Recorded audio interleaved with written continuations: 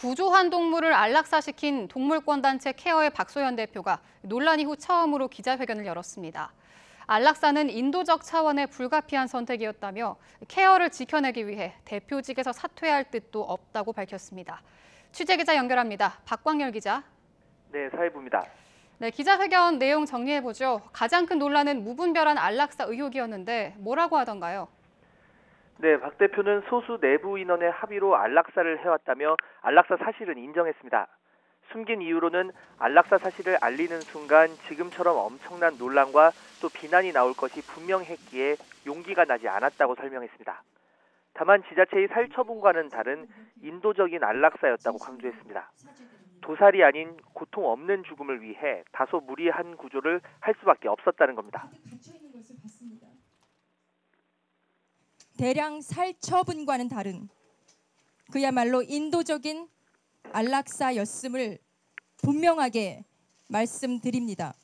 구하지 않으면 도살을 당했을 것입니다. 구한 이후 80%를 살릴 수 있고 20%를 고통 없이 보내주는 것은 동물권 단체이기에 할 수 있는 것입니다. 마취 없이 안락사했다는 의혹과 사체 안매장 의혹도 박 대표는 부인했습니다. 후원금을 자신의 변호사 비용으로 썼다는 횡령 의혹에 대해서는 스토리 펀딩에 글을 올려 받은 돈이라 순수한 후원비가 아니고 구호단체 활동을 왜곡하는 인물에 대한 대응이었다고 해명했습니다. 다만 소송을 당했던 당사자가 박 대표 개인인지 케어라는 단체였는지는 즉답을 피했습니다. 또 박 대표는 안락사를 없애려면 끔찍한 개 도살 관행부터 사라져야 한다고 주장했습니다. 네, 지금 케어의 일부 직원들까지 박 대표의 사퇴를 요구하고 있는 상황인데요. 박 대표는 오히려 고발의 순수성에 의문을 제기했다고요? 네, 박 대표는 안락사를 언론에 폭로한 내부 고발자가 이사회를 여는 등 바로 안락사를 멈출 방법도 있었다며 순수성에 의문을 제기했습니다. 곧 경영권 다툼이 있을 수도 있다고 말했는데요. 정부의 잘못된 동물 보호 정책과 맞서 싸울 수 있는 압력 단체인 케어의 정상화를 위해 어떤 일이든 하겠다며 사실상 사퇴 의사가 없음을 분명히 했습니다.